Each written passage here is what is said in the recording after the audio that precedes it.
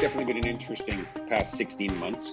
And certainly everyone's had to adjust in the home service industry as well. What have you seen that, and Darrell, why don't we start with you? What do you think you've seen over the last, whether it's the 16 months or in the past, that you think is the old way of doing things compared to what companies really need to be focusing on now and in the near future, from what you've seen from Search King's side?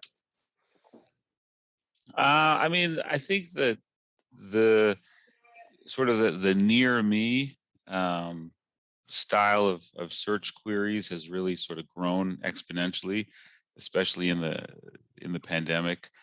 People having to be forced to stay home and be indoors, definitely in Ontario, where we've had it pretty rough the last year and a half, really has sort of just changed the way consumers are searching. This is nothing new, of course, to everybody here, but really the focus on finding your service, style company, the plumbing, the locksmith, the electrician, everything needs to be really localized in terms of how people search today, and then again how your campaigns are set up to really take advantage of that. So I think that's been a big jump that we've seen. And then the Google Local Services Program, which is a subset of Google's sort of different search campaigns, has really sort of taken off in the last 18 months. I mean, it's a newer program to begin with, and if we can go into details if we need to, we can. But really, I would say in the last year and a half, we've seen it explode, and just the way in which the competition has increased internally inside that program has been quite fierce.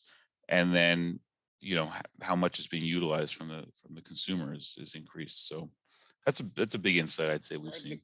From my observation, the consumer is much less patient.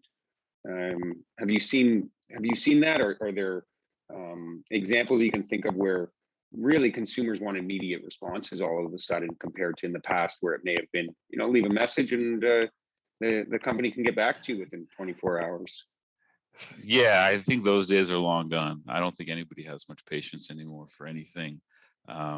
So yeah, in terms of how quickly you respond, how quickly you can send out, a technician or get a quote out there. I mean, yeah, these are all integral pieces into whether or not you'll be successful. But I think your statement is very clear. People have very little patience and are not willing to leave a voicemail and wait for a callback.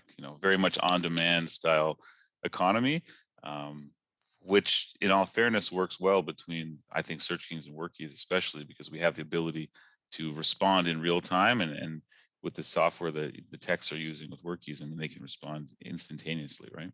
And you need to figure out when are you advertising, and if you don't have the capability to do it, just use an expert. Just use somebody who can do that for you. Like, I'm advertising usually in hours that I'm available to my customers. I'm available to pick up the phone because I'm the best sales guy ever. And if I don't pick up the phone, guess what? You just lost 40, 80 bucks, depends on, the pay-per-click or whatever Google is charging these days. So this trend is super important. I mean, immediacy. Another trend, which is, I don't know if it's related or not, but in a time of stress, which we are at right now, we're in like the fourth wave of the stressful situation. There are two types of businesses. There are the businesses who tend to hide, and there are the businesses who tend to thrive. The ones who tend to thrive are the ones who are, picking their head above the crowds and say, okay, what kind of opportunity do I have here? And what we usually see is that the guys that are getting out there in a time that everybody are at home, there are guys that are most successful. Guys that are taking technology into their hands. Like we introduced Zoom Estimates, about a year and a half ago. Zoom Estimate basically allow you to do an estimate without getting to the job location, okay? No touch estimates. People who are using it are basically more successful. This is what I call entrepreneurs. So pandemic is not great for the world, but it's pretty good for businesses who know how to make money out of it. The customer needs to know, can you come out today? I don't want a call back. I don't want to leave a message and to find out. I need someone to come to my home, and I need to know it's being taken care of. How does WorkKeys help with that around the scheduling so that the customer can be, or the homeowner can be at ease, knowing I don't need to call the next company. This is being taken care of. Absolutely, and it gets. I mean, it gets from a point where service teams are complex. I mean, you're building a complex platform, whatever you do, locksmith, HVAC, it doesn't really matter. Each business is very unique in what they do. They have different set of skills, different set of inventory, and you don't do everything. So if you have a platform today and you can basically put all your inventory inside, you put your technician skills and what everybody can do, and on top of it, you put their availability, you suddenly can figure out pretty quickly who can do what, when, and where. Okay? Once you expose it to the Google local services, so basically the handshake between the Workies platform and Google local services is done, you suddenly get all this information into the Google local services platform. So within the Google search, I'm looking for a plumber right now. I'm going to get only the plumbers that have availability right now with a specific expertise, I would say, for this issue. And the client can basically enjoy, I would call it a VIP service. This is what I need, this is when I need it, and this is the plumber that probably can provide it. Guess what? He also have 200 good reviews. Everything in one place. And the plumber on the other side have, the right clients at the right time in his, vacant, time slots. This is a win-win situation for everybody. Mm-hmm. I could add an interesting point to that, because that's generally how the process has worked, for the last decade or so. What's unique now is that Google is actually measuring the speed, or what they call responsiveness, in terms of how quickly the technician or the CSR, whoever it is actually intaking that phone call or intaking that message. And they're actually, in a sense, scoring the advertiser on how well and how quickly they're able to respond to these leads. So it's almost an interesting balancing act, because in the past it was always about, yes, you must make sure you answer the phone for the customer, right? Of course, the customer wants you to be there and be professional, but now you have another layer internally where you've got these algorithms essentially that are scoring and measuring, and they're actually measuring by the hour of the day the likelihood in which one company would answer a lead versus another, and that's really key into having the success that you need as the advertiser to succeed on these platforms. So it's a very interesting world where it's not just between the homeowner and the business anymore. You've got these third parties in there that are just helping to figure out who gets the leads and when and how much they will pay. So we've done something very interesting around that. We're figuring that out. We created the phone system to make the entire business like a call center. So basically, technicians, owner operator, or dispatcher will all have the same call flow. We call it basically. So a call comes from Google. Basically, the entire phone system of every different employee will ring at the same time. First come, first serve. Again, when leads are so costly and jobs are so profitable, we know it in many different areas, you want to answer the phone. Doesn't matter who, right? And worst case, you transfer it from one place to another. So our entire phone system is directed exactly to the field service teams. Doesn't matter where they are, office or at the field. Stressed. We want them to relax. We want them to make sure that we're getting there. How do we do that? We're very firm with what we say, and we give them the best customer service ever. So even if we're late, we're letting them know that. People appreciate transparency, okay? And if one of our dispatcher or our technician failed because we listen to the calls, right?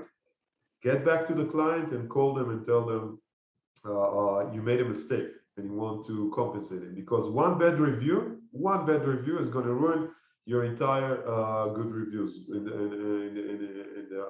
the last few weeks. All you need is one bad review. How can we avoid that? Coaching, listening, measuring, and again, lead by data. You don't manage, 5 people by just running after them the entire day.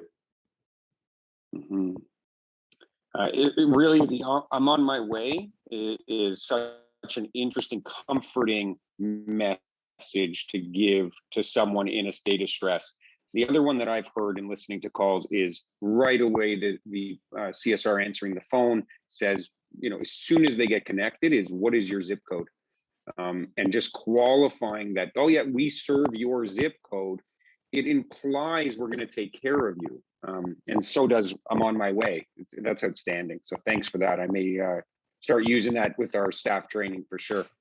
Daryl, how's our connection? We're doing all right?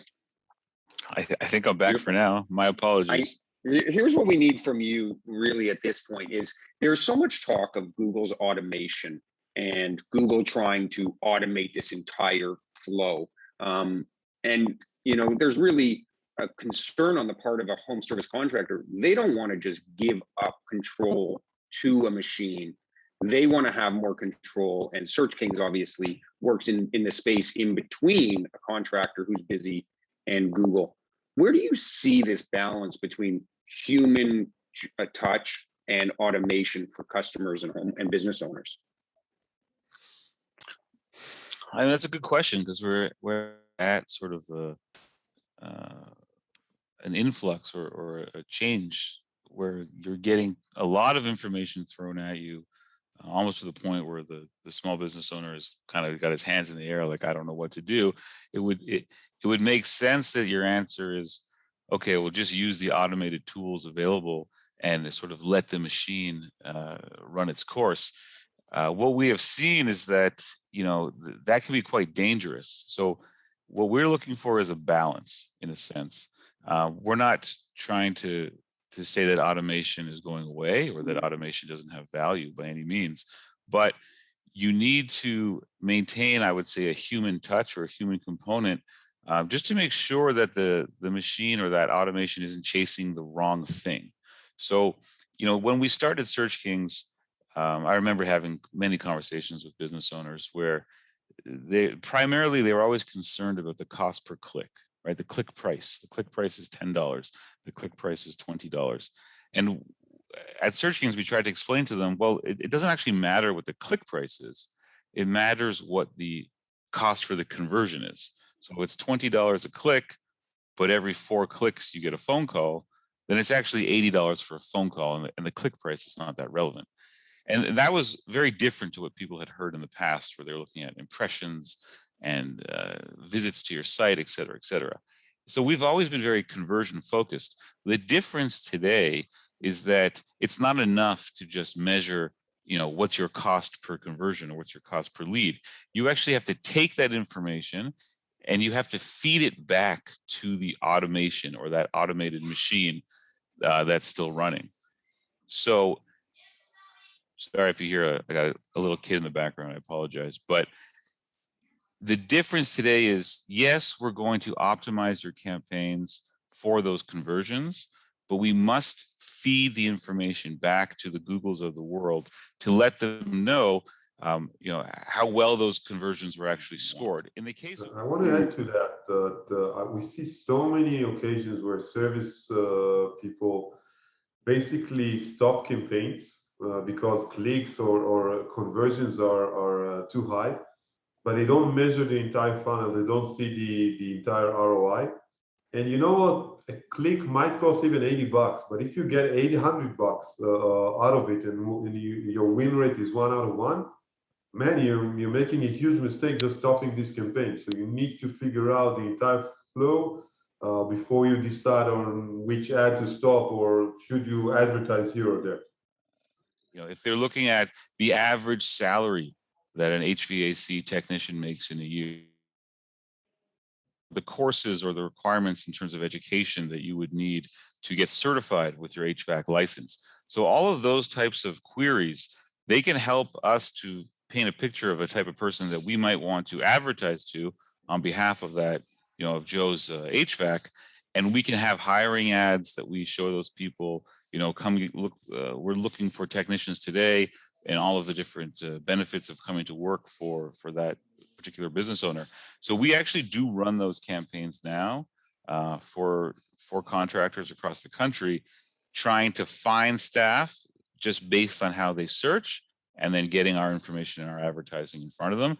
And it does work. I'm not going to claim that you're going to get 100 resumes, in a month, but we certainly see 1, 2, 3 people who are applying weekly based on these strategies where we advertise for the job openings. You will need to make sure, from efficiency perspective, they max the amount of jobs that they can do in a day. You want to make sure they're your best field salespeople. So if they're already at the house or at the company, they're doing some kind of a job, open your eyes, open your ears, and suggest some improvements. So for every job, you can actually get even 20% more. We clearly see that with good service teams. So coach them, listen to what they do, join them into some of the jobs, and make sure that their output is like much bigger than anything else. You might find it hard to find people, but invest in the people that you already have, pay them more, and the gain is much, much, much higher. Yeah, I mean, rewarding them for their work, and it also speaks to that time of being efficient. You're not sending them around for an hour and a half to drive to a job. They're making money because they're going door to, from house to house. And Workies can definitely help make that more efficient. We're going to wrap up. We're at 40 minutes, and we had flew by certainly, but just wanted to give you a chance. Anything that you're working on now that you think is a problem you're trying to solve for your clients, that potentially is already in the works or down the road, and the kind of thing that keeps you when you're worrying about what's next for your clients? What is it that you want to leave us with on that? So pushing, more automation. You get a call. How does it turn into a job? Mostly automatically. Are we the Tesla of the field service? Not yet, but we're getting there. Making sure that every call is fulfilled. So delivery and the ability to answer any call, connecting to many different lead providers like GLS and other platforms, and making the challenges in this world a little bit less stressful. This is where we put most of our efforts, and looking forward, anything that is what we call anomalies in the data, we want to expose to the managers. If it's a bad call or an opportunity, it can go both ways. Good news are coming very soon from us. We're going to release a few very interesting aspects in this case. And once you know where the bad part and the good parts of your business, guess what? You're making so much more money. Daryl, you want to wrap up? Yeah, I think for us, you've got all these different companies with all these wonderful, pieces of software that are designed to make things easier, right? That's usually the mantra, is the software should make your life easier.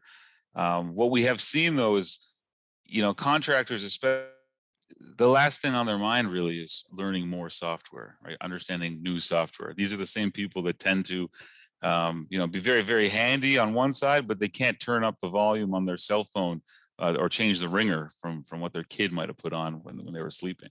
So I think on the Search King side, our job is really to identify which software we think would be really beneficial to assist these business owners, and then be there to actually help them to understand how to use it, how to integrate it, how to make their Google campaigns more successful by understanding exactly, what it is that the Workies software can do. You've got a lot of power in the software, but a lot of times contractors, they might not know how to use it.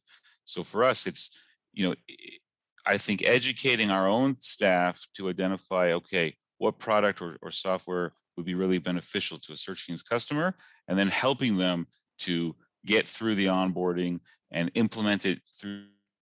You can track the return on ad spend perfectly, right? I always say this: if you're running with Workies, you're a perfect Search King's customer, because we can remove all of the ambiguity.